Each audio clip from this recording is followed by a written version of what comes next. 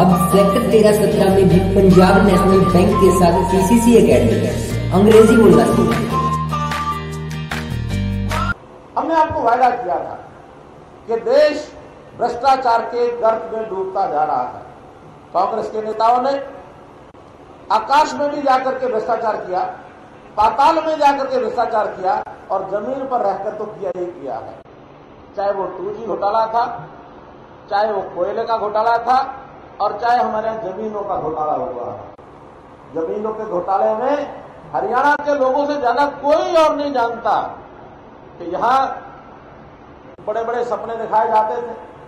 कहा जाता था कि ये जमीनें आपकी हम बिकवा देंगे, इसको एक्वायर करा देंगे और एक्वायर होने से पहले ही किसानों को भी इस प्रकार का एक झांसे दिए जाते थे और व्यापारी जो जमीन खरीदता था उनको भी कहा जाता था कि हम इनको कहेंगे एक्वायर हो गई, फिर कह देंगे छोड़ दी, छोड़ने के डर से वो घबरा जाएंगे, आप जाके खरीद लेना, फिर हम एक्वायर कर लेंगे। और ये कमीशन के खेल लगातार चले हैं। भ्रष्टाचार के नाते से पिछली सरकार को कहा जाता था ये बीडीसी की सरकार है। बी माने भर्तियां, बी माने बदलियां, सी माने सीएलयू। कश्मीर का हमने देखा, इस कश्मीर को जोड़ने के लिए हमने कहा 370 को मंजूर हमको नहीं है, लेकिन कांग्रेस घोषणा करती है नहीं 370 को हटने नहीं देंगे। इसका क्या मतलब है कि आप कश्मीर को भारत का अभिन्न नहीं बनना देना चाहते। आज भी कोई भी देश का नागरिक कश्मीर में, जम्मू में जाकर रह नहीं सकता, वहां चला जाए तो वहां की विधानसभा में वोट नहीं डाल सकता। वहां कोई जमीन का एक मकान, कोई टुकड़ा कोई खरीदना, वो खरीद नहीं सकता। हमने कहा कि नहीं, हम आएंगे 35A धारा खत्म करेंगे। जो हम करना चाहिए वो हम कर रहे हैं, जो नहीं करना चाहिए वो नहीं करेंगे। कांग्रेस ने कहा कि हम उनके जो सहयोगी दल कह रहे हैं कि 2 मुख्यमंत्री, 2 प्रधानमंत्री इस देश में, एक जम्मू कश्मीर का अलग, एक भारत का अलग, वो उनको उन्होंने स्वीकार कर लिया, उसके ऊपर कुछ नहीं बोले। शर्म करनी चाहिए कांग्रेस को, शर्म करनी चाहिए।